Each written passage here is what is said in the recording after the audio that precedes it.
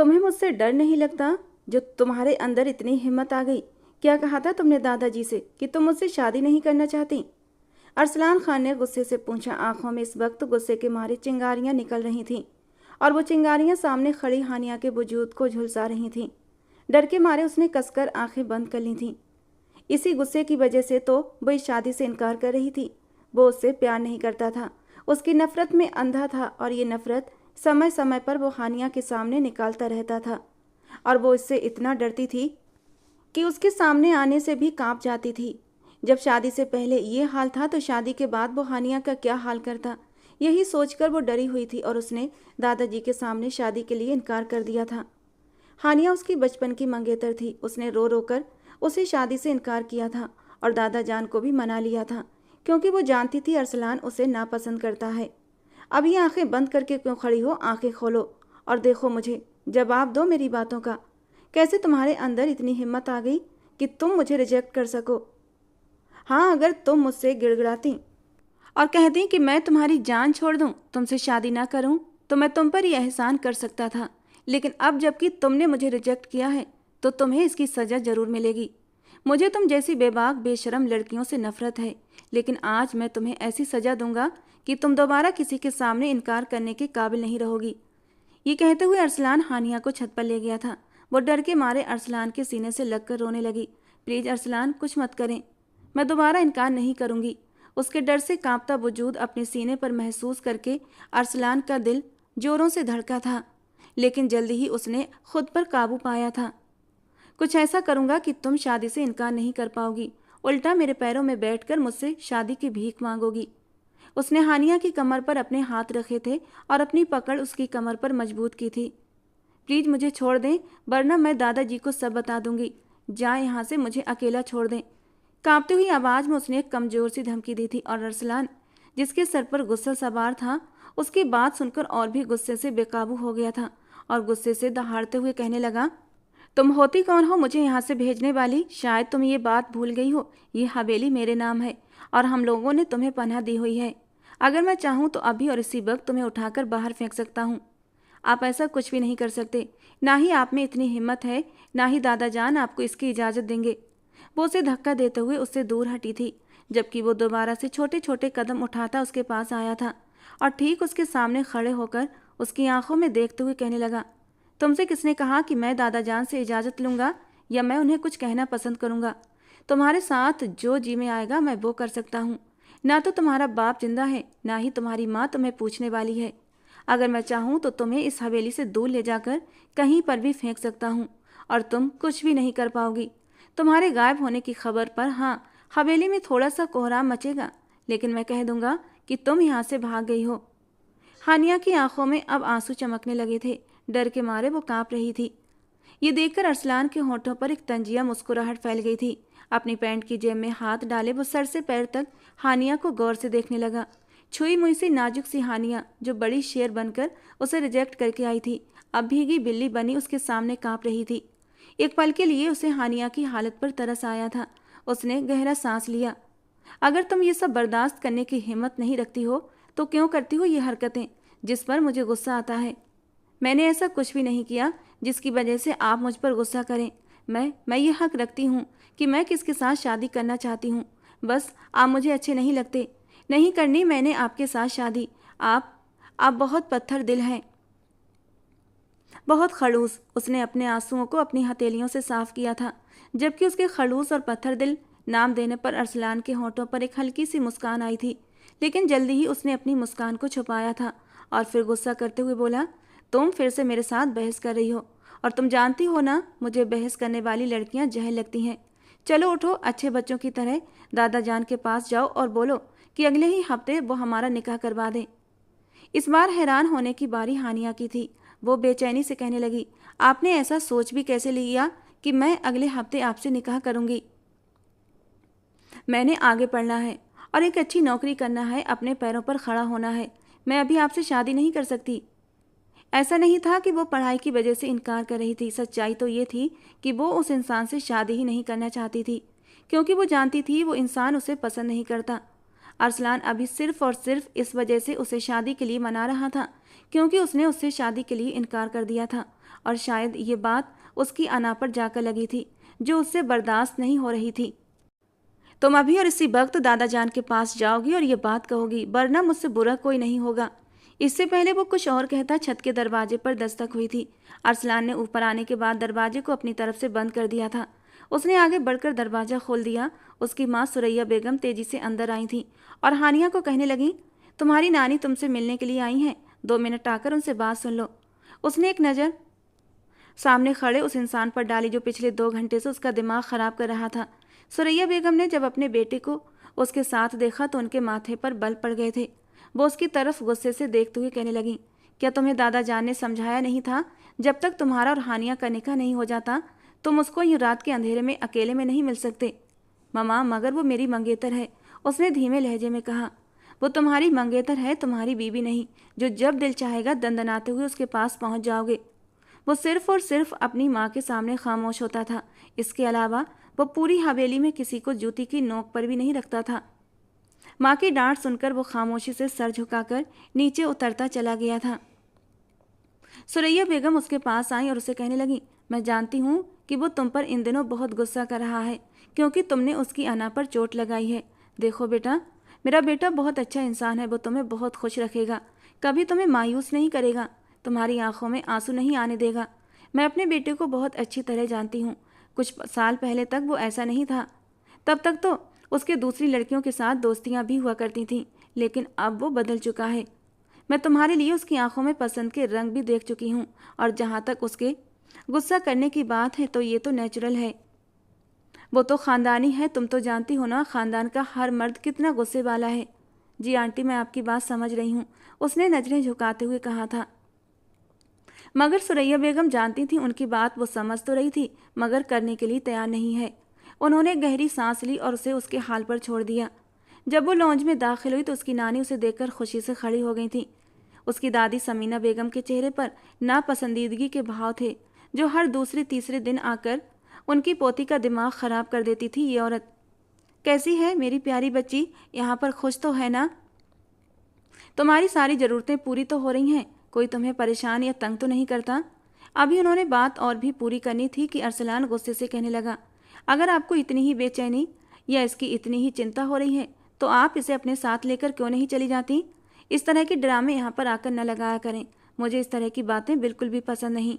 हानिया की नानी ने गुस्से से उस लड़के की ओर देखा था जो हर बार ही बदतमीजी पर उतर आता था, मगर वो अपने मुंह से एक शब्द भी नहीं बोली थी।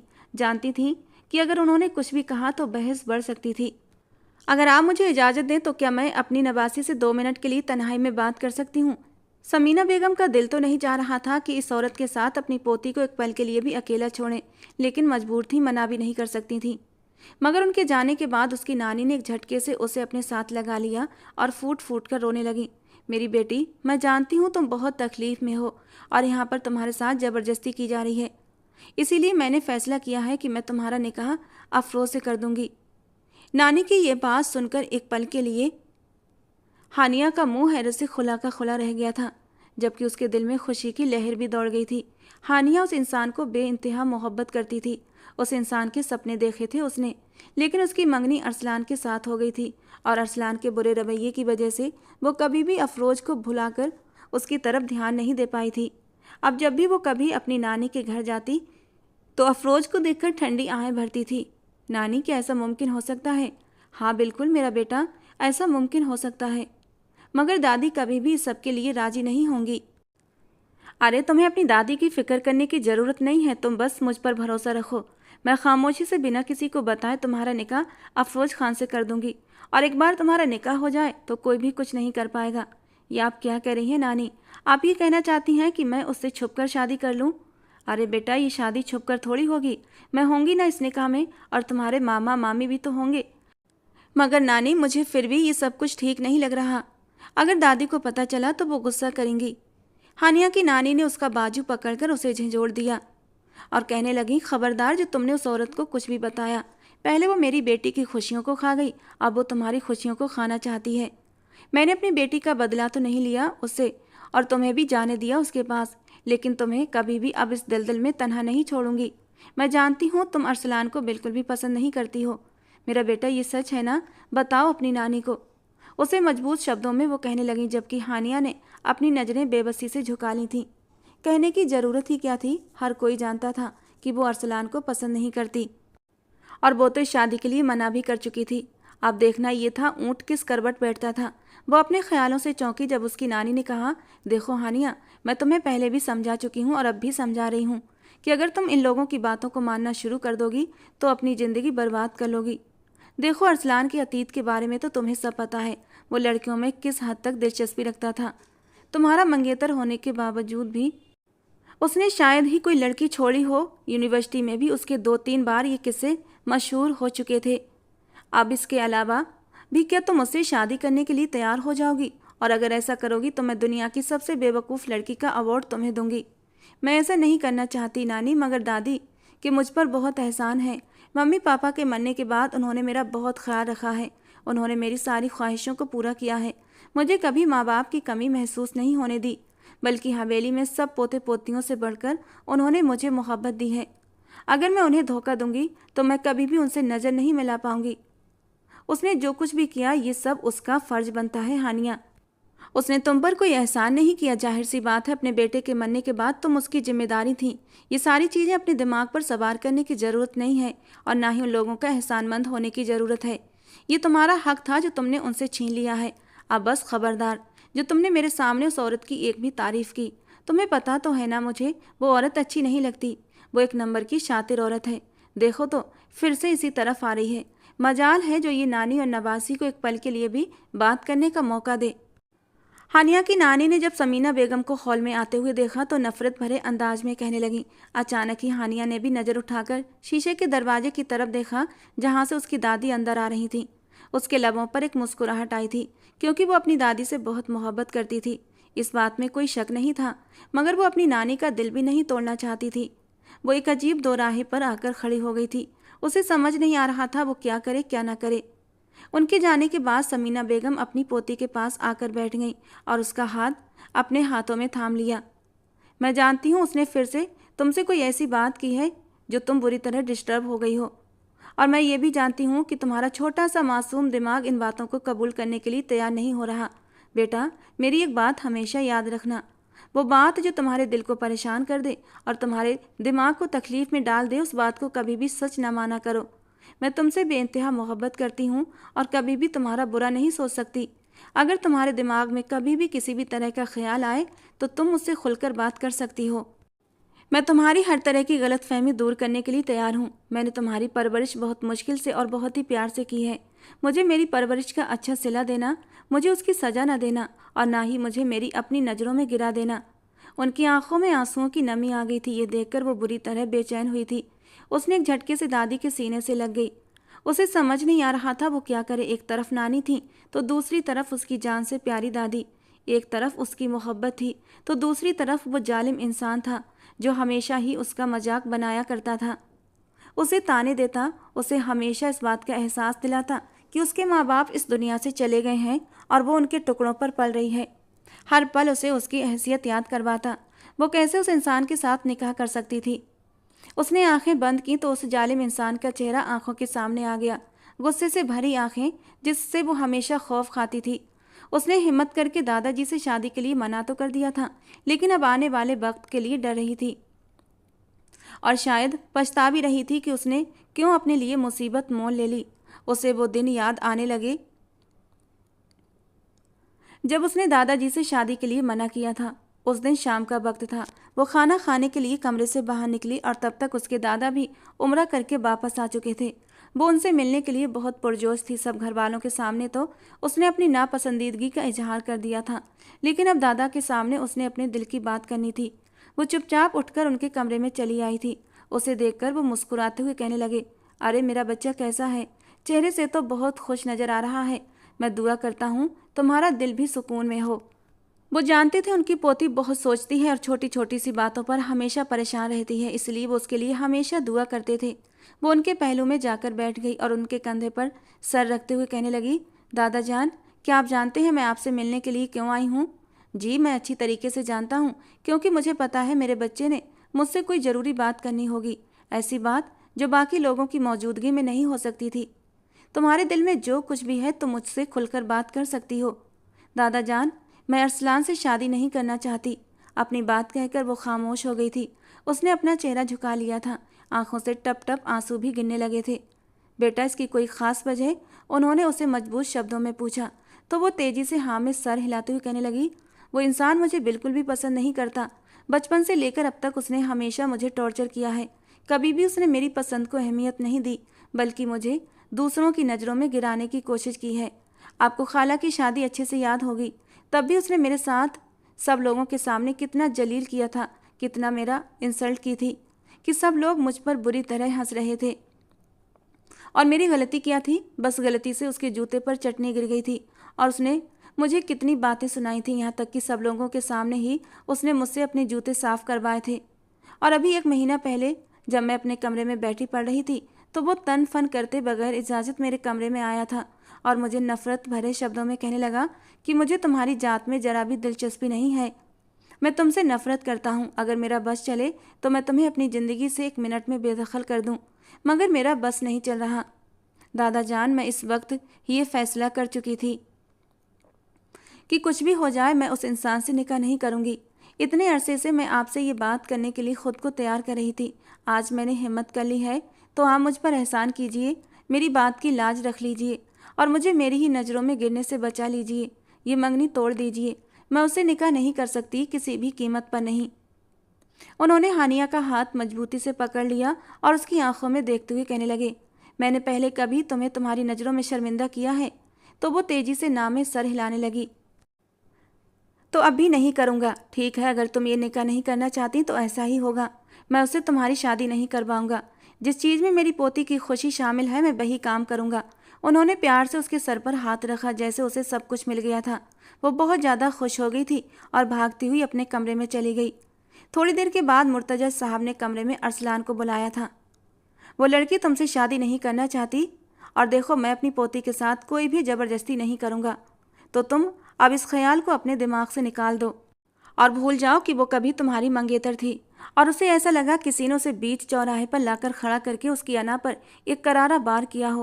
वो पहले तो हैरत और गुस्से के मिले जुले भाव लिए अपने दादा की ओर देखने लगा और फिर कहने लगा, उसकी हिम्मत कैसे हुई ये सब कुछ कहने की? वो खुद को समझती क्या है? वो मुझे रिजेक्ट करेगी और मैं यूं ही खामोश खड़ा रहूँगा? उसकी इतनी औकात नहीं कि अरसलान शाह को रिजेक्ट कर सके। उसे ये बिल्कुल भी स्वीकार नहीं हो पा रहा था कि वो जरा सी 2 कौड़ी की लड़की उसे रिजेक्ट कर चुकी थी। तुम खुद को क्या समझते हो? तुम मुझे बताओ। तुम्हारा जब भी दिल करेगा तुम उसे तकलीफ पहुंचाओगे और जब दिल करेगा उस पर हुक्म चलाना शुरू कर दोगे। एक बात कान खोलकर सुन लो, उसके माँ बाप जरूर मरे हैं, लेकिन अब भी वो अनाथ नहीं है। मैं हूँ, उसकी दादी है जिंदा भी, उसके सर पर हाथ रखने के लिए। तुम्हें क्या लगता है कि मैंने सिर्फ इस वजह से तुम्हारी इस लड़की के साथ मंगनी कराई कि वो बेसहारा है, तुम्हारे साथ उसे एक सहारा मिलेगा? तो ये तुम्हारी गलतफहमी है। मैं तो चाहता था तुम उससे मोहब्बत करो, उसे वो प्यार दो जिसकी वो हकदार है, मगर मुझे क्या पता था तुम उसे इतना डराओगे कि वो तुम्हारे साय से भी पनाह मांगने लगेगी। दादा जान, वो मेरी मंगेतर है और मैं उसके साथ जो चाहे कर सकता हूँ। इससे पहले वो कुछ और कहता, मुर्तजा साहब का हाथ उठा और उसके चेहरे पर निशान छोड़ गया था। अब मुझे समझ आया कि हानिया तुमसे दूर क्यों भागती है, क्यों उसने मेरे सामने आकर इस शादी के लिए इनकार किया। तुम्हारा ये रवैया, ये कठोर रवैया, ये हुक्म चलाने वाला रवैया। वो एक इंसान है, तुम्हारे इसी रवैये की वजह से वो तुमसे दूर भाग रही है। और अब मैं भी ये फैसला कर चुका हूँ कि तुम उसकी ज़िंदगी में शामिल ना हो, क्योंकि जब तक तुम्हारे इस हुक्मरानी दिमाग में जरा सी लचक पैदा नहीं होगी तब तक तुम कभी भी उसे मोहब्बत नहीं दे पाओगे। पहले अपने दिमाग को सेट करो और फिर मेरे पास आकर इस तरह की बात करना।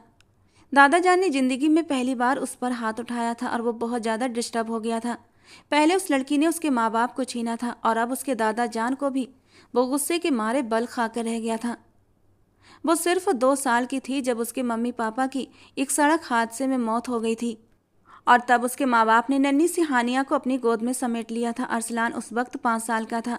उसे ये बिल्कुल भी गवारा नहीं था कि वो उसकी माँ की गोद में रहे। छोटे से अरसलान के दिमाग में हानिया के लिए धीरे धीरे नफरत पनपने लगी थी और जैसे जैसे बच्चे बड़े होते गए अरसलान की नफरत भी बढ़ती चली जा रही थी। उसी वक्त वो छत पर चला आया था क्योंकि जानता था वो रात के इस वक्त वहीं पर मौजूद होती है, क्योंकि रात को सोने से पहले वो आधा घंटा छत पर वॉक जरूर करती थी उसने छत पर आकर देखा तो उसकी उम्मीद के अनुसार वो छत पर ही टहल रही थी। उसका गुस्सा 7वें आसमान पर पहुंच चुका था। इस 2 टके की लड़की की इतनी हिम्मत, ये मुझे रिजेक्ट करे, मेरे खिलाफ दादाजी के कान भरे। आज इसकी वजह से दादा जान ने पहली बार मेरे ऊपर हाथ उठाया है। वो गुस्से से आगे बढ़ा और हानिया को बाजू से पकड़कर दीवार के साथ लगाते हुए कहा, तुम्हारी हिम्मत कैसे हुई दादा जान को जाकर ये सब कुछ बताने की? आखिर तुम खुद को समझती क्या हो? उसकी आंखें गुस्से से लाल थीं। अंधेरे में भी उसकी आंखें चमकती हुई मालूम हो रही थीं। ये देखकर हानिया का दिल जोर जोर से धड़कने लगा था। छोड़े मुझे, मैंने कुछ भी गलत नहीं किया। ये बात तुम डिसाइड नहीं करोगी, बल्कि ये बात तो इस काम के नतीजे डिसाइड करेंगे जो काम तुमने किया है। मैं सिर्फ और सिर्फ तुमसे निकाह करूँगा। तुम जितनी मर्जी कोशिश क्यों ना कर लो, लेकिन अब मुझसे दूर नहीं भाग सकती। आप तो मुझसे नफरत करते हैं, मैं आपको अच्छी नहीं लगती, फिर क्यों आप मुझसे निकाह करना चाहते हैं? उसकी बात पर वो एक जोरदार कहकहा लगाकर हंसा था, एक जहरीला नफरत भरा कहकहा। मेरी प्यारी सी मंगेतर, कहते कहते उसने उसके मुंह को अपनी सख्त पकड़ में दबोचा था। अपने दिमाग में गलत फहमी मत पाल लेना कि मैं तुमसे इश्क करने लगा हूँ और तुम्हारी मोहब्बत में मरने लगा हूँ, इसीलिए तुमसे दूरी बर्दाश्त नहीं और तुमसे निकाह करना चाहता हूँ, बल्कि मैं ये निकाह तुम्हें सजा देने के लिए करना चाहता हूँ। ये कहकर उसने एक झटके से उसके जबड़ों को छोड़ा था और दर्द के मारे हानिया के होंठों से एक सिसकारी निकली थी। उसके नरम मुलायम गालों पर उसकी उंगलियों के लाल लाल निशान छप चुके थे। अब देखना, मैं तुमसे निकाह करूंगा और तुम्हें ऐसी सजा दूंगा कि तुम पूरी जिंदगी तड़पती रहोगी। अरसलान शाह को इनकार करने की ऐसी सजा मिलेगी कि मुझसे रो रो कर माफ़ी मांगोगी, तब भी माफ़ी नहीं मिलेगी। और जब तक मैं तुम्हें तड़पता हुआ न देख लूँ, मेरे दिल को सुकून नहीं मिलेगा। हानिया, अब शादी की तैयारियां शुरू कर दो, बहुत जल्दी ही तुम मेरी मिल्कियत बनने वाली हो। वो आगे कुछ कहता इससे पहले ही उसकी माँ सुरैया बेगम आ गई थी और वो वहाँ रुका नहीं था। एक नफरत भरी निगाह हानिया पर डालकर वहाँ से चला गया था, जबकि वो वहीं जमीन पर बैठकर फूट फूट कर रोने लगी थी। अतीत के ये पल उसकी आंखों के सामने घूम रहे थे। वो सोच भी नहीं सकती थी कि किस्मत उसके साथ इतना गंदा मजाक करेगी। बचपन से ही अरसलान शाह ने उसे टॉर्चर किया था। माँ बाप के मरने के बाद वो एकदम अकेली रह गई थी। बाकी कजिन्स उसका बहुत ख्याल रखते थे, लेकिन अरसलान उसे टॉर्चर करने से बाज नहीं आता था।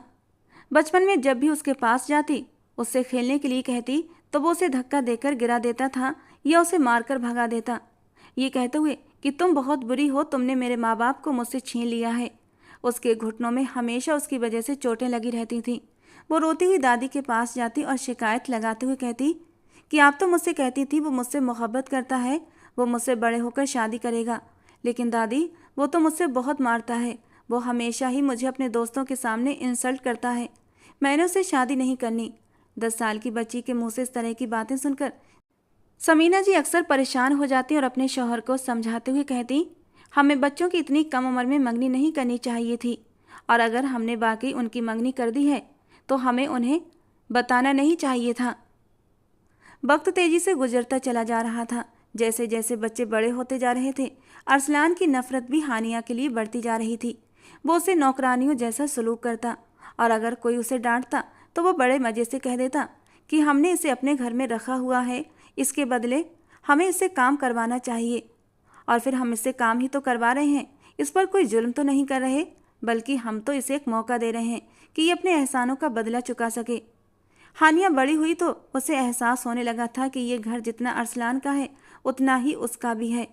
इस जायदाद पर सिर्फ अरसलान का ही हक नहीं, बल्कि उसके बाप का भी हिस्सा है। मगर वो डरती थी, कह नहीं पाती थी कि कहीं वो उसके लिए कोई बड़ा तमाशा खड़ा ना कर दे। वो हमेशा गर्मी की छुट्टियां गुजारने के लिए अपनी नानी के पास जाती थी, और हैरत की बात थी उस दौरान भी वो बहुत बावेला मचाता था कि कोई ज़रूरत नहीं है इस लड़की को वहाँ पर भेजने की, जवान लड़की है, सबसे बढ़कर वो मेरी मंगेतर है। क्या मैं अपनी मंगेतर को यूं किसी के घर भी भेज दूं, वो भी 1 महीने के लिए? मुझे ये बिल्कुल भी बर्दाश्त नहीं। तब सब घर वाले उसे गुस्से से घूरते और बोलते कि उस वक्त तो तुम्हें याद नहीं आता कि ये तुम्हारी मंगेतर है जब तुम इसे तकलीफ पहुंचाते हो, मगर जैसे ही वो अपनी नानी के घर जाने की बात करती है तुम्हें सारे रिश्ते याद आ जाते हैं और वो खिसियानी सी हंसी हंसकर खामोश हो जाता। मगर कभी कभी बहुत ज़्यादा जिद भी करता था, और जिस दिन वो अपनी जिद पर आ जाता उस दिन मजाल है कि वो घर से बाहर कदम भी निकाल सके। इतना तो उसे अंदाज़ा हो गया था इस घर में अरसलान शाह की बहुत चलती है और अरसलान शाह की मर्जी के बगैर कोई भी काम नहीं हो सकता था।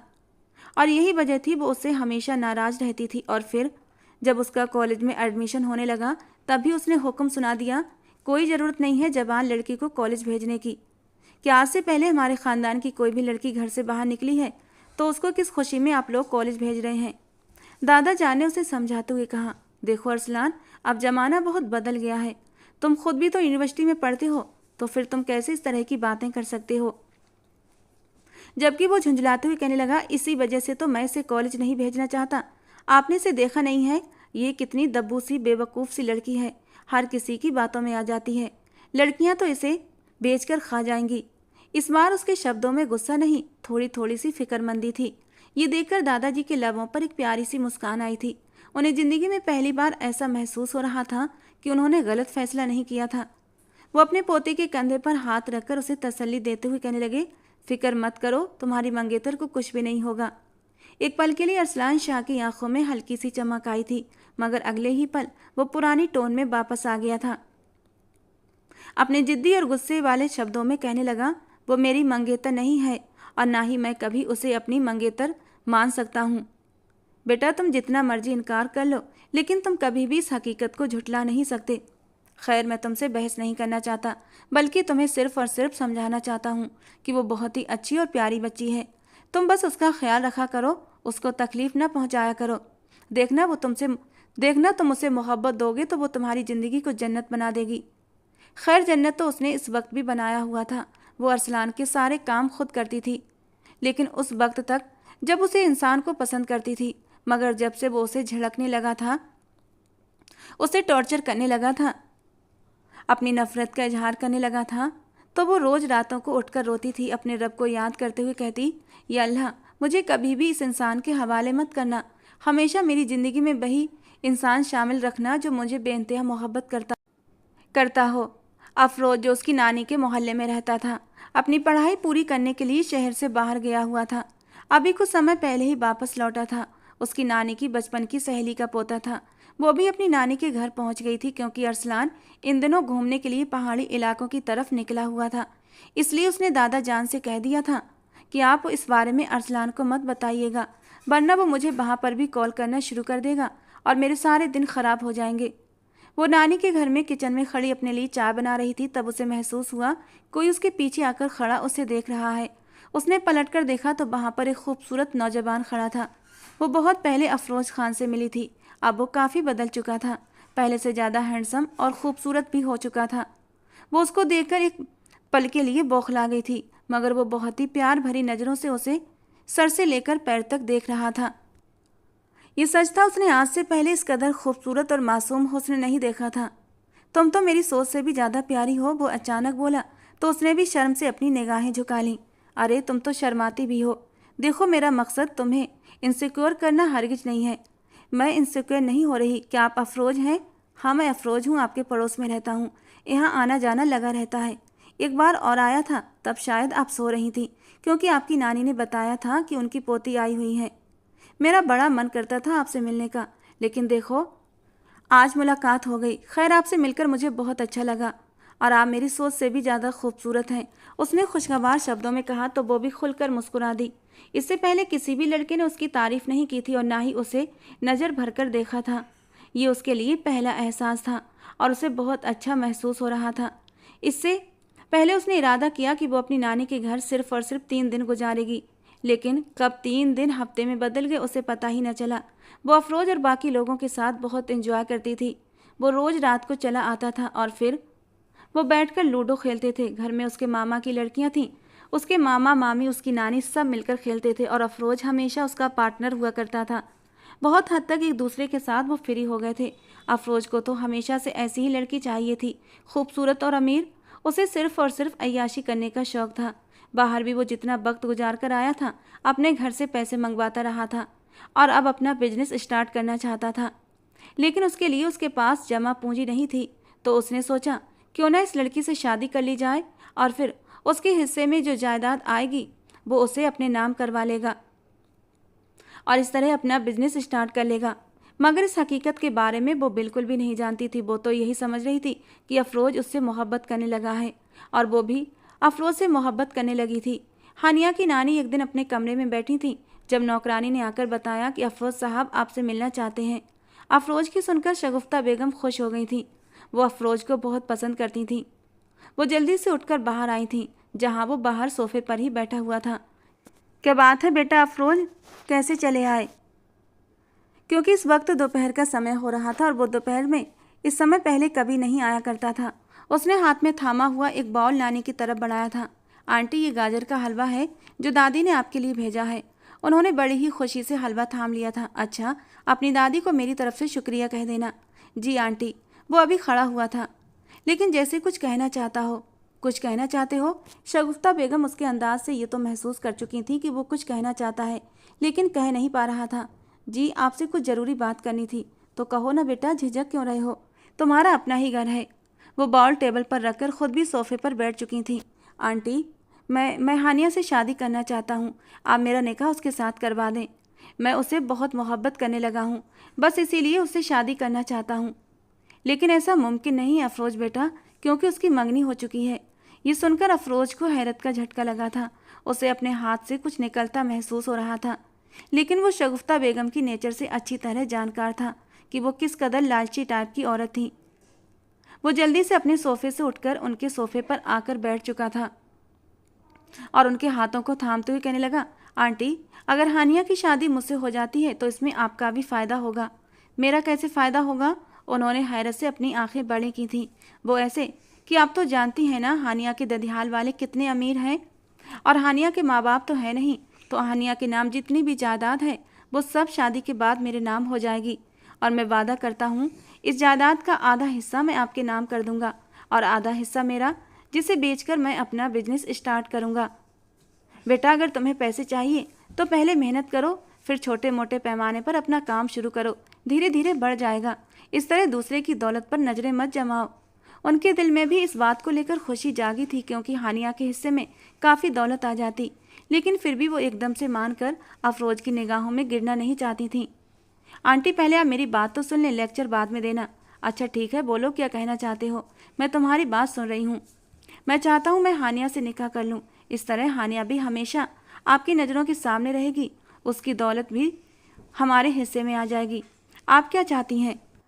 आपकी बेटी आपको छोड़कर चली गई तो उसकी मौत का जिम्मेदार क्या वो लोग नहीं हैं? अब अपनी नवासी को भी आपने उन लोगों के हवाले कर दिया है, और नवासी के साथ साथ करोड़ की जायदाद को भी आपने वहीं छोड़ दिया। वो आपकी नवासी है, आपकी बेटी की इकलौती निशानी। आप कैसे उसे छोड़ सकती हैं? नवासी भी आपके हिस्से में और उसकी जायदाद भी आपकी। अब तो शगुफ्ता बेगम की आंखें चमकने लगी थीं। उनकी नज़रें तो बहुत पहले से ही हानिया की जायदाद पर टिकी हुई थीं, लेकिन कभी उन्हें मौका नहीं मिला था। लेकिन आज तो उन्हें एक ज़बरदस्त मौका मिल रहा था। उनके पास एक अच्छा मौका था कि वो हानिया को अपने काबू में करती, उसका निकाह ज़बरदस्ती अफरोज से करा देती। बेटा, ये तो तुमने बहुत अच्छा आइडिया दिया है। तुम फिक्र मत करो, मैं बस अभी जाकर उससे बात करती हूँ। आपको क्या लगता है, क्या वो सबके लिए राज़ी हो जाएगी? अफरोज बेटा, जितनी मोहब्बत तुमने अब तक उसे दी है, उसके बाद तो वो तुम्हारे पास भागती हुई चली जाएगी। औरत को हमेशा मोहब्बत और अटेंशन की ज़रूरत होती है। जो भी मर्द ये दोनों चीज़ें उसे दे, वो उस पर अपना सब कुछ लुटाने के लिए तैयार हो जाती है। और पिछले दिनों से उसके साथ मैं तुम्हारा रवैया देख रही हूँ। तुमने उसे बहुत अच्छे से अपने जाल में उतारा है। मुझे तुमसे यही उम्मीद थी। वो अफरोज को शाबाशी दे रही थी। वो भी खुलकर मुस्कुराने लगा। अभी फ़िलहाल मैं दादी से बात नहीं करूँगा, लेकिन अब जाकर करनी पड़ेगी। मुझे उम्मीद है कि वो भी मान जाएंगी। वो जा चुका था और उसी दिन उन्होंने हानिया को कॉल लगाई और उससे प्यार भरे अंदाज में कहने लगी, मेरी प्यारी बच्ची, तुम्हें अफरोज कैसा लगता है? ये बात सुनकर उसका दिल तेजी से धड़कने लगा था। नानी, मैं आपके सवाल का मतलब नहीं समझी। बेटा, मैं तुमसे ये पूछ रही हूँ कि अफरोज तुम्हें कैसा लगता है? क्या तुम उसे पसंद करती हो? उसे तुम्हारे दिल में कुछ भी है, मुझे खुलकर बता सकती हो। मैं तुम्हें कुछ भी नहीं कहूँगी। नानी, अगर सच कहूँ तो वो मुझे बहुत अच्छा लगता है। मैं उसे पसंद करने लगी हूँ। उसने अपने मोहब्बत को स्वीकार कर लिया था। वो ऐसी ही थी, अपने प्यारों के सामने बस अपने दिल को खोल कर रख देती थी और बोलने से पहले जरा भी नहीं हिचकिचाती थी। अरे, ये तो बहुत ही अच्छी बात है। अफरोज भी मुझे कह रहा था कि वो तुमसे मोहब्बत करने लगा है और तुमसे निकाह करना चाहता है। मगर नानी, ये कैसे मुमकिन हो सकता है? मेरी मंगनी तो पहले ही अरसलान शाह से हो गई है। तो उससे क्या फ़र्क पड़ता है? जहाँ तक उस लड़के का सवाल है, उसने कभी तुम्हें मोहब्बत नहीं दी जिसकी तुम हकदार हो। उसने कभी भी तुम्हें वो इज्जत नहीं दी जो तुम उससे मांगती आई हो। तुम कैसे उस इंसान को अपनी ज़िंदगी में शामिल कर सकती हो? मैं तुम्हें कभी भी इजाज़त नहीं दूंगी कि तुम्हारा निकाह अफरोज़ से करवाऊंगी। बस बहुत हो गया। क्या आप ये सब कर सकती हैं? वो एकदम खुश हुई थी और जल्दी से अपने बिस्तर से उठकर खड़ी हुई। जी मेरे बच्चे, ऐसा हो सकता है और मैं ऐसा करूंगी। मैं अपनी बेटी की खुशियों के लिए किसी भी हद से गुजर जाऊंगी। इस बात का तुम्हें अंदाज़ा हो जाना चाहिए। बस अब अपना सामान पैक करो और मेरे पास आ जाओ। ये कहकर उन्होंने कॉल कट कर दी थी। उन्हें अंदाज़ा हो गया था कि अब उन्हें आगे क्या करना है। दूसरी तरफ जब से उसे ये तसल्ली मिली कि अफरोज़ उससे मोहब्बत करता है और उससे निकाह करना चाहता है, तब से वो एकदम बहादुर हो गई थी। उसमें भी इनकार करने की हिम्मत आ गई थी। इन दिनों उसे इस बात का भी एहसास हो गया था कि उसके नाम भी एक बहुत बड़ी जायदाद है। अगर वो लोग उसे घर से निकाल भी देते हैं तो वो अपना गुजारा खुद कर सकती है। और सबसे बड़ा सहारा तो उसकी नानी नज़र आती थी। वो उनके पास चली जाती। इससे पहले उसने अपनी दादी जान से बात की थी कि वो अरसलान से शादी नहीं करना चाहती। हालांकि उसे पूरी उम्मीद थी अरसलान शाह गुस्से से आग बबूला हो जाएगा, और ऐसा ही हुआ था। जबकि हानिया समझ नहीं पा रही थी आखिर अरसलान शाह चाहता क्या है। उसे टॉर्चर करता है, उससे नफरत का इजहार भी करता है, यहाँ तक कि उसे अपने सामने देखने के लिए भी रवादार नहीं है। वहीं अगर वो उसकी आंखों से दूर अपनी नानी के घर जाती तो वो जाने नहीं देता। और अब वो खुद ही शादी से इनकार कर रही थी, तब भी वो गुस्से से दीवाना हो गया था। उसे समझ नहीं आ रहा था आखिर वो उससे चाहता क्या है। ना तो उसे मोहब्बत दे रहा था जिसकी वो हकदार थी, और ना ही उसे छोड़ने को तैयार था। दूसरी तरफ अरसलान के दिल की हालत बदल चुकी थी। उसे वो दिन भूला नहीं जा रहा था जिस दिन उसने अपने मंगेतर को अपनी दोस्त से बातें करते सुना था। उसका दोस्त नितिन, जो बहुत ही फ्लर्टी इंसान था, हर किसी के साथ फ्लर्ट करने पर उतर आता था। उसने अपने किसी भी दोस्त को अपनी मंगनी के बारे में नहीं बताया था, क्योंकि उसे डर था अगर उन्होंने ये बात यूनिवर्सिटी में मशहूर कर दी तो दूसरी लड़कियों को अपनी तरफ खींच नहीं पाएगा। नितिन की कजिन भी उसी कॉलेज में पढ़ती थी जिस कॉलेज में हानिया पढ़ती थी। नितिन ने उसकी मंगेतर के साथ बात करने की कोशिश की, मगर हानिया ने साफ साफ इनकार कर दिया, बल्कि गुस्से से उसके चेहरे पर एक जोरदार थप्पड़ भी दे मारा था। वो मंजर उसे अपनी आंखों से देखा था। न जाने उसे क्यों बहुत सुकून महसूस हुआ था। पहली बार उसने हानिया के लिए अपने दिल में कुछ जज्बात महसूस किए थे। आज तक उसने जितनी भी लड़कियां देखी थीं सब ऐसी ही देखी थीं कि लड़कों को अपनी अदाओं के जाल में फांसती थीं। एक नहीं बल्कि 2 या उससे भी ज़्यादा बॉयफ्रेंड रखती थीं। आज तक उसने कोई सिंगल लड़की नहीं देखी थी, लेकिन हानिया पहली लड़की थी जिसे अपनी तरफ उठने वाले नितिन के कदमों को रोक दिया था। हालांकि नितिन देखने में काफ़ी हैंडसम और अमीर लड़का था, फिर भी उसने उसे घास नहीं डाली थी। हानिया की ये अदा उसके दिल में उतर गई थी। धीरे धीरे उसका ध्यान हानिया की तरफ खींचने लगा था। उसने अपनी सारी गर्लफ्रेंड को टाटा बाय बाय बोल दिया था। उसकी ज़िंदगी में अब तक जितनी भी लड़कियां आई थीं वो सारी पैसे की भूखी थीं, और जो इंसान अमीर होता है उसके पास ही भागी चली जाती थीं। मगर हानिया एक अकेली ऐसी लड़की थी जिसे अपनी इज्जत की फिक्र थी। हालांकि इससे पहले उसने अपनी दादी से कहा था कि वो अपनी पसंद की लड़की से शादी करेगा, और वो ऐसी लड़की की तलाश में अब तक भटक रहा था। उसकी दादी उसे हमेशा समझाती थी कि तुमने घर बसाना है तो इज्जतदार औरत के साथ बसाओ, क्योंकि अगर कोई गलत औरत तुम्हारे पल्ले पड़ गई तो तुम्हारी 7 नस्लें बर्बाद हो जाएंगी। हानिया से अच्छी कोई लड़की नहीं है। वो बहुत ही मासूम और दिल की साफ लड़की है। हमने तुम्हारे लिए जो फैसला किया है बहुत सोच समझ कर किया है। और फिर वो धीरे धीरे हानिया में दिलचस्पी लेने लगा था, बल्कि ये कहा जाए वो उससे मोहब्बत करने लगा था तो गलत ना होगा। धीरे धीरे उसे हानिया की आदतें अच्छी लगने लगी थीं। वो अपने आप में मगन रहने वाली लड़की थी। ना उसे फिजूल की दोस्तियाँ अच्छी लगती थीं और ना ही वो बेकार के शौक पालती थी। बस अपने काम में लगी रहती, कभी किताबें पढ़ती तो कभी पेंटिंग करने में बिजी हो जाती। और तब वो सोचता कि आज के दौर में भी इस तरह की लड़कियां मिलती हैं, और पता नहीं कब उसे उससे मोहब्बत हो गई, वो खुद न जान सका। बस उसे इतना पता था कि हानिया जब उसके आसपास मौजूद होती है तो उसे एक सुकून का एहसास होता है। उसके दिल की धड़कनें एक अलग अंदाज में धड़कने लगती हैं। लेकिन जब हानिया निकाह करने से इनकार करने लगी तब उसे गुस्सा आया था। उसका खून गुस्से के मारे खौलने लगा था। उसका बस नहीं चल रहा था कि उस लड़की का हुलिया ख़राब कर दे। अब जबकि वो उससे मोहब्बत करने लगा था तो वो उससे नज़रें चुराने लगी थी, और ये उससे बर्दाश्त नहीं हो रहा था। दूसरी तरफ शगुफ्ता बेगम ने हानिया को कह दिया था कि तुम अगले ही दिन मेरे पास पहुंच जाओ, मैं चुपचाप तुम्हारा निकाह अफरोज़ से करवा दूंगी। बस एक बार तुम दोनों की शादी हो जाए फिर तुम दोनों को कोई जुदा नहीं कर सकता, और ख़ानदान वालों की बातों पर गौर करने की ज़रूरत नहीं। समीना बेगम को तो मैं अच्छे से जानती हूँ, वो बहुत ही शातिर औरत है। अभी तो वो बहुत ही शरीफ बन रही है, लेकिन उसका अतीत मैंने देखा है। तुम बस अपनी नानी पर यकीन रखो, तुम्हारी नानी तुम्हारे साथ कभी कोई गलत नहीं करेंगी। और हानिया चुपचाप अपनी नानी की बातें सुनती रही। जब भी अफरोज के बारे में सोचती तो उसका दिल अपनी नानी की बातों पर गौर करने के लिए मचलने लगता, लेकिन तभी अचानक उसके दिमाग में अरसलान शाह का चेहरा घूम जाता और वो डर के मारे कांपने लगती थी। साथ ही साथ अरसलान शाह से रिश्ता ख़त्म करने का सोचकर उसका दिल खाली खाली सा होने लगता था और वो अपनी हालत को समझ नहीं पाती थी। जब वो इंसान उसे पसंद ही नहीं करता तो क्यों उसे मैं अपने दिल से निकाल नहीं पाती। शायद ही नफ़रत का एहसास है कि उसकी नफ़रत मेरे दिल में पंजे गाड़ कर बैठ चुकी है, जो मैं उसे भुला नहीं पाती। ये सोचकर उसने खुद को समझाया था और अफरोज के बारे में सोचने लगी। उसने अपने दिमाग से अरसलान की यादों को झटका। आखिर वो होता कौन है मेरी ज़िंदगी में दखल अंदाजी करने वाला? मैं अपने मन की मालिक हूँ, जो चाहे कर सकती हूँ। ये सोचते हुए उसने अपना सामान पैक करना शुरू कर दिया और अगले ही दिन उसने अपनी दादी से कह दिया कि मैं 2 दिन के लिए नानी के पास जा रही हूँ। हानिया किस तरह अचानक अपनी नानी के घर जाने पर समीना बेगम हैरान रह गई थीं। उसके अंदाज आज कुछ अलग ही दिखाई दे रहे थे। आज से पहले कभी ऐसा नहीं हुआ था। वो तो बहुत ही इज्जत से सर झुकाकर अपनी दादी के पास आती और उनसे अपनी नानी के घर जाने की इजाज़त मांगती थी, और अब वो इजाज़त नहीं मांग रही थी, बल्कि जैसे वो उन्हें बता रही थी। आज तो अरसलान भी घर पर नहीं था जो उसे रोक सकता। वो दादी के गले लगी। जब उसके कानों में दादी ने सरगोशी करते हुए कहा, बेटा कोई भी ऐसी हरकत न करना जिस पर हमें बाद में पछताना पड़े। हमने तुम पर अपनी पूरी ज़िंदगी लगा दी है और मुझे यकीन है तुम मुझे इसका अच्छा सिला दोगी। ये कहकर वो मुस्कुराते हुए उसके चेहरे की तरफ देखने लगी।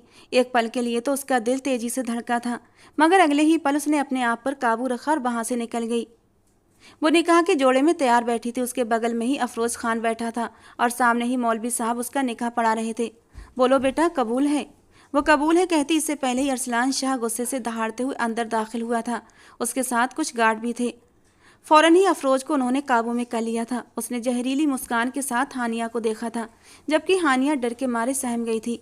बहुत शौक चढ़ा है ना तुम्हें निकाह करने का? करो निकाह, बल्कि रुको, मेरे बिना ये निकाह पूरा कैसे होगा? ये कहते हुए वो आराम से हानिया के पहलू में जाकर बैठ गया था और मौलवी साहब से कहने लगा, अब निकाह शुरू करें, लेकिन बस दूल्हा का नाम और उसके बाप का नाम बदल देना। ये आप क्या कर रहे हैं? कहीं आप पागल तो नहीं हो गए?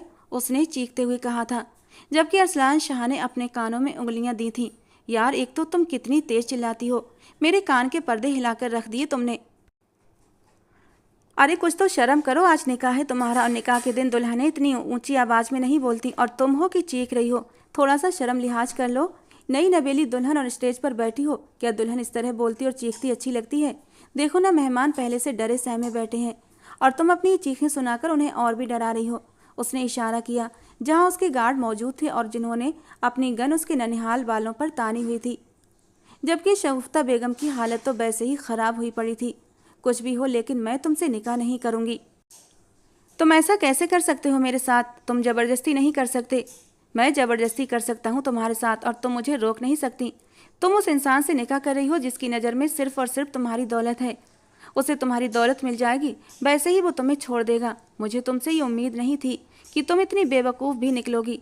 खैर चलो, जो भी है, मैंने तुम्हें बचा लिया है और मुझे थैंक्स बाद में करना।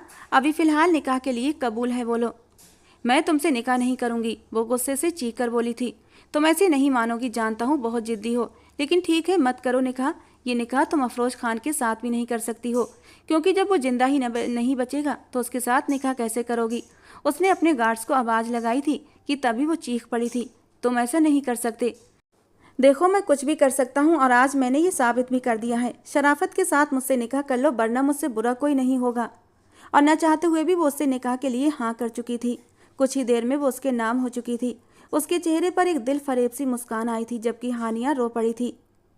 वो बड़े मान से उसका हाथ थामे चल पड़ा था और फिर शगुफ्ता बेगम के सामने खड़े होकर उनकी आंखों में देखते हुए कहने लगा, अगर आप मेरी बीवी की तरफ नज़र उठाकर भी देखने की कोशिश की या उसे बरगलाने की कोशिश की तो मुझसे बुरा कोई नहीं होगा।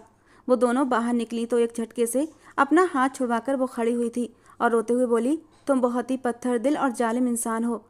तुम मेरे साथ ऐसा कैसे कर सकते हो?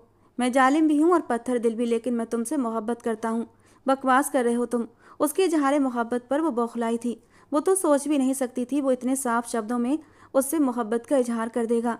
हाँ हानिया, मैं तुमसे मोहब्बत करता हूँ और इस बात का एहसास तो मुझे बहुत पहले हो गया था, लेकिन बस अना के हाथों मजबूर था कि बढ़कर तुमसे इजहार मोहब्बत न कर सका। लेकिन अब मैं तुम्हें अपनी नानी से बात करते सुन चुका था। तुम्हारे मुंह से किसी और मर्द का नाम सुना तो मुझे बहुत तकलीफ हुई थी। तब मुझे अपनी सारी गलतियां, सारी नादानियां याद आ रही थीं।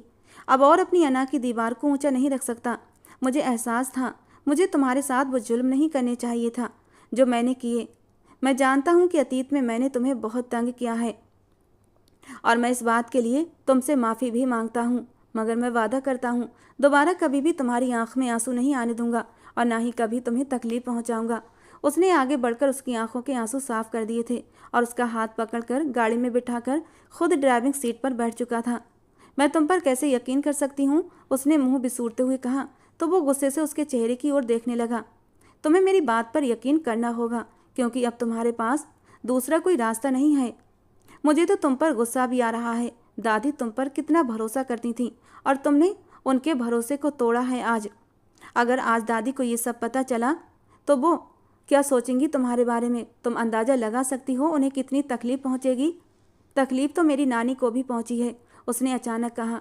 ये तुम्हारी तकलीफ है, ये कहकर उसने एक रिकॉर्डिंग ऑन कर दी जो उसकी नानी की थी। वो अफरोज से बातें कर रही थी। ये कॉल रिकॉर्डिंग उसने अपने जासूसों के जरिए निकलवाई थी। जैसे जैसे वो सुनती गई उसके कदमों के नीचे से जमीन निकल रही थी। अरसलान जो कुछ भी कह रहा था बिल्कुल ठीक कह रहा था। अफरोज खान ने उसे झूठी मोहब्बत में फंसाया था। उसकी आंखों से आंसू टूट कर निकले थे जिन्हें अरसलान ने फौरन ही अपने होठों से चुन लिया था, जबकि उसके होठों का स्पर्श अपने गालों पर महसूस करके वो शर्म से गुलनार हुई थी और जल्दी से गाड़ी के दरवाजे से सिमट कर बैठ गई थी। जबकि उसकी शर्मीली सी अदा पर अरसलान एक जोरदार कहकहा लगाकर हंस पड़ा था। अभी से तुम्हारा ये हाल है, जब पूरी तरह तुमसे अपना हक वसूल करूंगा उस वक्त तुम्हारा क्या होगा, सोच कर ही मुझे हंसी आ रही है। जबकि उसकी इस बात पर हानिया का दिल बुरी तरह धड़का था। आप बहुत बुरे हैं, पहले मुझे रुलाते हैं फिर आंसू पोंछते हैं। वो उसे यूं हंसते देखकर नाराजगी से बोली थी। मैं जानता हूँ तुम्हें तकलीफ हो रही है, लेकिन तुम्हारे लिए ये सबक मिलना भी जरूरी था और शायद खुदा को यही मंजूर था। अब अपने सारे आंसू साफ कर लो और मेरी तरफ से अपने दिल में यकीन पक्का कर लो, मेरी तरफ से तुम्हें कभी कोई तकलीफ नहीं मिलेगी। वो आराम से उसे घर ले आया था। कानों कान किसी को खबर नहीं हुई थी। शगुफ्ता बेगम तो खुद ही खामोशी साध गई थी क्योंकि अरसलान शाह ने उन्हें धमका दिया था कि अगर दोबारा हमारे घर आई या हानिया से बात करने की कोशिश की तो अंजाम बहुत बुरा होगा। और यही सोचकर शगुफ्ता बेगम खामोश हो गई थी। घर आकर उसने उसका हाथ छोड़ दिया था। किसी को कानों कान खबर भी नहीं हुई थी कि अरसलान शाह और हानिया का निकाह हो चुका है। वो चुपचाप अपने कमरे में चली गई थी। उसका दिल अब अरसलान शाह के नाम से धड़कने लगा था। उसने अपने दिल को टटोल कर देखा जहां अरसलान शाह की बेशुमार मोहब्बत भरी पड़ी थी। उसके होठों पर एक मुस्कान आई थी। वो तो बेवकूफ़ थी, वो तो न जाने कब से अरसलान शाह से ही मोहब्बत करती थी। बस उसके कठोर व्यवहार पर उसके दिल में गुस्सा भरा हुआ था और वो अफरोज खान की तरफ मुड़ गई थी। उसका रिश्ता क्या बदला कि दिल की धड़कनों ने नए अंदाज पर धड़कना शुरू कर दिया था। उस दिन भी वो जाकर अरसलान शाह का इंतजार कर रही थी क्योंकि वो कहकर गया था आज रात देर से घर लौटेगा। सब घर वाले सो चुके थे लेकिन बस वो जाग रही थी। उसे पता था अरसलान शाह बाहर से कुछ खाकर नहीं आएगा और जब वो आया तो वो बाहर सोफे पर ही सो रही थी। उसे हानिया पर बेशुमार प्यार आया था। उसने कंधे से पकड़कर उसे हिलाया तो वो हड़बड़ाकर उठ बैठी थी। आप? वो एकदम से उठी थी। आप आ गए, मैं आपके लिए खाना गर्म करती हूँ। वो जल्दी से किचन की ओर मुड़ी थी लेकिन अरसलान शाह ने उसका हाथ पकड़कर उसे अपने करीब कर लिया। क्या ज़रूरत थी मेरे लिए इतना परेशान होने की? बाकी लोगों की तरह तुम भी सो जाती, लेकिन फिर आपको भूखे रहना पड़ता और मुझे पता था आप बाहर से कुछ भी नहीं खाएंगे। उसे अरसलान शाह की संगत बेचैन कर रही थी। चेहरा शर्म से लाल हो रहा था लेकिन वो था कि उसे छोड़ने का नाम नहीं ले रहा था। हानिया, मुझे लगता है हमें घर वालों से बात करनी चाहिए। अब जज्बात काबू में नहीं है। वो अपना सर उसके बालों में छुपाते हुए गहरी सांसें ले रहा था। छोड़ो अरसलान, कोई आ जाएगा। आने दो, बीवी हो मेरी, हम कोई गलत काम नहीं कर रहे। लेकिन हमारे निकाह की खबर घर वालों को नहीं है। वो उसकी बाहों से निकली थी। बहुत बुरी हो तुम। उसने गुस्से से उसे घूरा था। और उसे भी बुरे तुम हो। वो खिलखिलाकर हंसती हुई किचन में चली गई थी और उसके लिए खाना गर्म करने लगी। अब वो अरसलान शाह का बहुत ध्यान रखने लगी थी। उसके सारे काम अपने हाथों से करती और अरसलान भी उसे बिल्कुल भी तंग नहीं करता था। उससे बहुत ही प्यार से पेश आता था। उसकी आंखों में जगमगाते हानिया के लिए मोहब्बत के दिए किसी से छिपे न रह सके थे। सब इस बदलाव पर बुरी तरह हैरान थे। लेकिन अरसलान अब हानिया के लिए बुरी तरह तड़पने लगा था। वो उसकी बीवी थी, उस पर हक रखते हुए भी वो उसके करीब नहीं जा सकता था और अभी घर वालों से शादी की बात भी नहीं कर सकता था, क्योंकि यूनिवर्सिटी में उसका एक आखिरी साल बचा था। जब तक पढ़ाई पूरी ना हो जाती, घर वालों ने साफ मना कर रखा था कि तब तक शादी नहीं होगी। उस रात जब वो किचन में खड़ी बर्तन धो रही थी, वो चुपचाप उसके पीछे आकर खड़ा हो गया था और उसके कानों में सरगोशी करते हुए बोला, आज रात कमरे का दरवाज़ा खुला रखना, मैं तुमसे मिलने के लिए आऊँगा। जबकि वो डर के मारे कांप उठी थी। लेकिन अरसलान, हमारा इस तरह अकेले मिलना ठीक नहीं है। क्यों ठीक नहीं है? तुम जानती हो मैं तुमसे मिलने कितने दिनों से खुलकर नहीं मिला हूँ। यार, दूर दूर से देखकर अब मेरा दिल नहीं भरता। बस एक अच्छी सी प्यारी सी मुलाकात करूँगा, सच्ची प्रॉमिस, तुम्हें तंग नहीं करूँगा। लेकिन अरसलान, बस। उसने उसके होठों पर उंगली रख दी थी। मैं आ रहा हूँ तो बस आ रहा हूँ। यार, तुमसे प्यार भरी बातें तो कर ही सकता हूँ ना। जानती हो ना दिल कितना बेकरार रहता है तुम्हारे बिना। वो उसके गालों पर हल्की सी चुटकी काटते हुए वहां से चला गया था, जबकि वो बेबस नजरों से उसे देख कर रह गई थी। दिल तो उसका भी बहुत मचलता था अरसलान शाह से बातें करने का, उसके साथ टाइम बिताने का, लेकिन वो डरती थी। दोनों एक जायज रिश्ते में बंधे हुए थे और जब तन्हाई में इस तरह मिलते तो कहीं कुछ गलत न हो जाता। यही सोचकर वो अपने आप को एक हद के अंदर समेट कर रखती थी। उसने रात को अरसलान के कहे अनुसार कमरे का दरवाज़ा खुला छोड़ दिया था और ठीक 12 बजे उसे अपने कमरे के बाहर कदमों की आहट सुनाई दी थी और उसका दिल जोरों से धड़क उठा था। अगले ही पल वो अंदर कमरे में दाखिल हुआ था, जबकि अब उसे अपने सामने पाकर हानिया का दिल जोर जोर से धड़कने लगा। वो उसका हाथ पकड़कर बेड पर लेकर बैठ चुका था। कैसी हो? जबकि वो हंस पड़ी थी। हर वक्त तुम्हारी नज़रों के सामने रहती हूँ, अच्छी भली हूँ। हाँ यार, वो तो है। वो अपना सर खुजाकर रह गया था। कुछ बात समझ नहीं आ रही थी कि कहाँ से बात शुरू करूँ।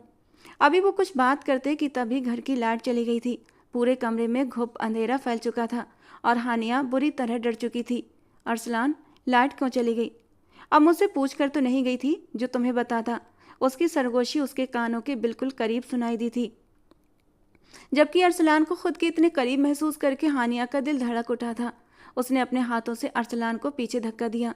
प्लीज़ अरसलान, दूर होकर बैठें, बल्कि आप अपने कमरे में जाएं। मैं कैंडल जलाकर कमरा बंद करके सो जाऊंगी, बट प्लीज़ आप जाएं यहाँ से। वो बहुत ज़्यादा डरी हुई थी। ओके बाबा, जा रहा हूँ, लेकिन कैंडल तो जला लो। पता लगी मेरे कमरे से निकलते ही खुद ही अंधेरे से डर जाओ। वो उठकर खड़ा हुआ था, साथ ही साथ हानिया भी उठकर खड़ी हुई थी। वो दोनों ही अंधेरे में माचिस और कैंडल ढूंढने की कोशिश कर रहे थे कि तभी आपस में टकरा गए थे। वो गिरने वाली थी कि अरसलान शाह ने उसे अपनी बाहों में समेट लिया था और उसके नर्म नाजुक वजूद को अपने इतने करीब महसूस करके उसका मन बहकने लगा था। उसकी बाहों का घेरा उसके बदन पर कसने लगा था और ये दबाव महसूस करके हानिया का दिल बुरी तरह धड़का था। अगले ही पल वो अपने होठों से उसे छूने लगा था। अरसलान, उसके होठों से घुटे घुटे से शब्द निकले थे। बस हानिया, प्लीज़ मत रोको मुझे, आज ये सारी हदें पार हो जाने दो। कहते कहते उसने उसके नाजुक से होठों को छुआ था, जबकि हानिया की सांसें भी तेज हुई थीं। वो पूरी शिद्दतों से उसके होठों का रसपान कर रहा था और हानिया भी जैसे खुद को किसी दूसरी ही दुनिया में महसूस कर रही थी। वो उसकी बाहों से निकलना चाहती थी, लेकिन चाहकर भी उससे दूर नहीं जा पा रही थी। उसके होठों से होता हुआ वो उसकी गर्दन को छूने लगा था और जब गर्दन से होता हुआ उसके होठ जरा से नीचे आए थे कि हानिया के होठों से एक मदहोशी भरी सिसकी निकली थी। उसने अरसलान के बालों में उंगलियां फंसाकर उसे रोकने की कोशिश की थी, लेकिन अरसलान बुरी तरह मदहोश हो चुका था। उसने कसकर हानिया को अपने सीने से भींचा था कि उसी पल लाइट आ गई थी। वो बुरी तरह मदहोशी में चूर एक दूसरे की बाहों में खड़े थे, लेकिन दरवाजे पर खड़ी उसकी दादी ये मंजर देखकर चौंक उठी थीं। अरसलान, हानिया, उनकी एक चीख ने दोनों को होश की दुनिया में वापस लाया था, जबकि हानिया उससे अलग होती हुई अपनी दादी के पास आई थी। दादी, वो मैं। उसकी दादी ने उसके गाल पर एक जोरदार थप्पड़ मारा था। बेशरम लड़की, मैं तो तुझे बहुत ही शरीफ समझती थी, लेकिन तू घर के अंदर ही गुल खिला रही है। अगर तुम्हें इतनी ही गर्मी चढ़ी थी तो बोल देते, तुम दोनों की शादी कर देती। जबकि अरसलान अब अपनी दादी के पास आया था। दादी प्लीज़ इस तरह गुस्सा न करें, ये कुछ कमज़ोर से पल थे जिसमें हम दोनों बहक। तभी दादी का हाथ उठा था और अरसलान के गालों पर अपने निशान छोड़ गया। बेशरम बदतमीज, अपनी दादी के सामने ही अपने गुनाहों को मानते हुए तुम्हें शर्म नहीं आ रही? तुम गुनाह कर रहे थे, गुनाह कबीरा, एक नाजायज रिश्ता जोड़ने की कोशिश कर रहे थे। ये संस्कार तो नहीं दिए थे मैंने तुम्हें। वो रोने लगी थी। उनकी आवाज़ सुनकर बाकी घर के लोग भी इकट्ठा हो गए थे। दूर कर दो इन दोनों को मेरी नज़रों से। आज इन्होंने मेरा सर शर्म से झुका दिया है। जबकि हानिया तो बुरी तरह रो रही थी। वो अपनी सफाई में एक शब्द भी नहीं बोली थी, बस शिकायती नज़रों से अरसलान को देख रही थी। अरसलान तो खुद बौखला गया था। वो इन कमज़ोर से पलों में कब बह गया उसे समझ नहीं आ रहा था। लेकिन हानिया की इज्जत पर बात आए उसे ये गवारा नहीं था। जब उसके दादाजी को ये पता चला कि अरसलान हानिया के कमरे में था तो वो बुरी तरह गुस्सा हुए थे। वो हानिया को दोषी करार दे रहे थे। हानिया, तुमने कहा था तुम इससे शादी नहीं करना चाहती, इसके बावजूद भी ये तुम्हारे कमरे में क्या कर रहा था? मुझे तुमसे ये उम्मीद नहीं थी हानिया। आज तुमने मेरी परवरिश पर उंगली उठा दी। बस दादाजी, बहुत हो गया। अब अरसलान चुप रह ही नहीं सकता था। मैं और हानिया कोई गलत काम नहीं कर रहे थे, कोई नाजायज रिश्ता नहीं बना रहे थे। हाँ, मैं मानता हूँ अभी फ़िलहाल मुझे हानिया के करीब नहीं होना चाहिए था, लेकिन ये भी सच्चाई है हानिया मेरी बीवी है। निकाह कर चुका हूँ मैं उससे। और इस खुलासे पर सबके मुंह हैरत से खुले के खुले रह गए थे। निकाह? लेकिन कब, कैसे और क्यों? उस दिन जब हानिया ने आपसे मुझसे शादी करने के लिए इनकार किया था तो ये बात मेरी गैरत पर जाकर लगी थी। मैं ये बर्दाश्त कर ही नहीं सकता था कि ये लड़की मुझे रिजेक्ट करे। इसीलिए मैं इसे ज़बरदस्ती मस्जिद में लेकर गया था और फिर मौलवी साहब से कहकर मैंने इसके साथ निकाह पढ़वा लिया। वो हानिया को साफ बचा गया था। उसने उसकी इज्जत पर आंच नहीं आने दी थी। जबकि सब लोग हैरत से अरसलान को देख रहे थे। तुमने हानिया के साथ ज़बरदस्ती निकाह किया? उसके दादाजी अब आगे बढ़े थे।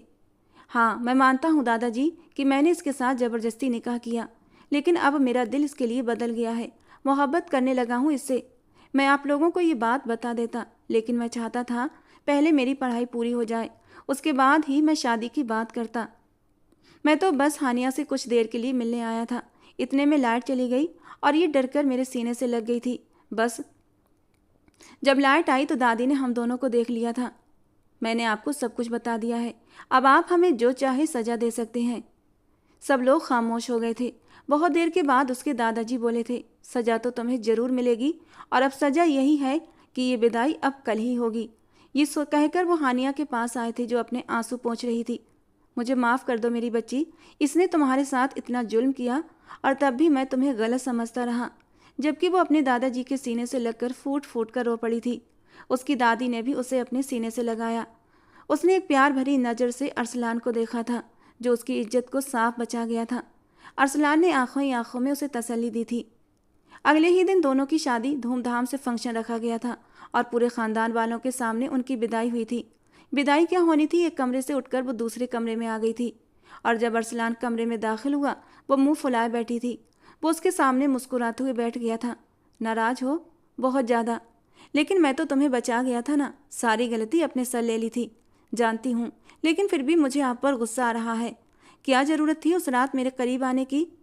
क्या करता यार, दिल मचल उठा था तुम्हें इतना करीब महसूस करके। खैर जो भी है, अब तो मैं तुम पर पूरी तरह हक रखता हूँ ना, अब तो कोई भी कुछ नहीं कहेगा। देखो, सब घर वालों ने खुद ही तुम्हें मेरे कमरे में दुल्हन बनाकर बिठा दिया है। ये कहते कहते वो उसके करीब हुआ था और हानिया ने भी सुकून से अपना सर उसके कंधे पर टिका दिया था, क्योंकि अब हर दुख दर्द के बादल छट चुके थे। अब उनकी ज़िंदगी में सिर्फ खुशियाँ ही खुशियाँ थीं और आज अरसलान ने भी बिना किसी झिझक के उसे अपनी बाहों में खींच लिया था। बहुत ही प्यार से हानिया को छूते हुए उसने अपने रिश्ते की शुरुआत की थी और अरसलान की बाहों में हानिया अपने सारे दुख दर्द भूल चुकी थी। तो दोस्तों, आज की हमारी कहानी आपको कैसी लगी कमेंट बॉक्स में अपनी कीमती राय जरूर देना। दोस्तों, पसंद आई हो तो प्लीज़ लाइक करना। रोज़ एक नई रोमांटिक कहानी सुनने के लिए हमारे चैनल को सब्सक्राइब करना। मिलते हैं दोस्तों अगली किसी नई रोमांटिक कहानी के साथ।